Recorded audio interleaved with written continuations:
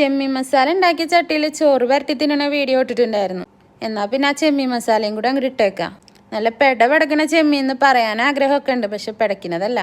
ചട്ടി ചൂടായി വരുമ്പോൾ വെളിച്ചെണ്ണ ഒഴിച്ചു കൊടുക്കുക, ഇഞ്ചി വെളുത്തുള്ളി പച്ചമുളക് പേസ്റ്റ് ഇട്ട് കൊടുക്കുക, കറിവേപ്പില ഇട്ട് കൊടുക്കുക. ഇനി ഇത് നന്നായിട്ടൊന്ന് മൂപ്പിച്ചെടുക്കാം. പിന്നെ എല്ലാത്തിലും വേണ്ട സാധനം തന്നെ സവാളയും തക്കാളിയും.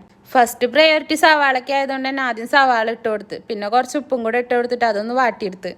ഉപ്പിട്ട് കഴിഞ്ഞിട്ടുണ്ടെങ്കിൽ സവാള പെട്ടെന്ന് വാടി കിട്ടുമെന്ന് ആരോ പറഞ്ഞിട്ടുണ്ട്. അതിൽ പിന്നെ ഞാൻ അങ്ങനെ ചെയ്യാറുണ്ട്. സംഭവം സത്യമാണ്. അതിനുശേഷം എന്താ തക്കാളിയും കൂടി ഇട്ട് കൊടുത്ത് ഇനി ഇത് നന്നായിട്ടൊന്ന് വഴറ്റിയെടുക്കാം.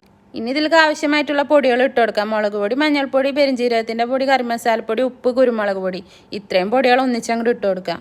ഇനി ഈ പൊടികളുടെ പച്ചമണം ഒന്ന് മാറി വരണം. അതിനുവേണ്ടി അത്യാവശ്യം കുറച്ച് നേരം ഒന്ന് ഇളക്കി കൊടുക്കാം. ഇനി ഒരു തുള്ളി വെള്ളം കൂടെ വെച്ച് കൊടുത്തിട്ട് ഒന്നും കൂടെ ഒന്ന് ഇളക്കി കൊടുക്കാം. ഇനി നമ്മുടെ മെയിൻ സാധനം ചെമ്മീൻ, അത് കഴുകി വൃത്തിയാക്കി എടുത്തിട്ടുണ്ട്, അതും കൂടെ ഇട്ട് കൊടുക്കാം.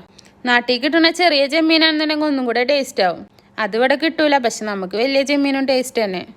ഇടയ്ക്കിടയ്ക്കൊന്ന് അടപ്പ് തുറന്ന് ഇളക്കി കൊടുത്തുകൊണ്ടിരിക്കുക. അടി പിടിക്കാണ്ട് നോക്കണേ. ചെമ്മീൻ ഈ മസാലയിൽ കിടന്ന് തന്നെ വേവണം. ചെമ്മീൻ സെപ്പറേറ്റ് മഞ്ഞപ്പൊടി ഉപ്പിട്ട് വേവിക്കുന്നേക്കാളും ഏറ്റവും ബെറ്ററാണ് ഈ മസാലയിൽ കിടന്ന് വേവുന്നത്. ഇതിനെ റോസ്റ്റ് എന്ന് പറയും, പക്ഷെ ഞങ്ങളുടെ അവിടെ റോസ്റ്റ് എന്ന് പറയുന്നത് ചെമ്മീൻ ഫ്രൈ ചെയ്തുണ്ടാക്കുന്നതിനാണ്. അതുകൊണ്ടാണ് ഞാനിതിന് ചെമ്മീൻ മസാല എന്ന് പറയുന്നത്. സംഭവം ഏകദേശം സെറ്റായി വന്നിട്ടുണ്ട്. ട്രൈ ചെയ്ത് നോക്കാത്തവരുണ്ടെങ്കിൽ ട്രൈ ചെയ്ത് നോക്കുക. കൂടെ സബ്സ്ക്രൈബും ചെയ്യുക. അപ്പോൾ ഓക്കെ, ബൈ.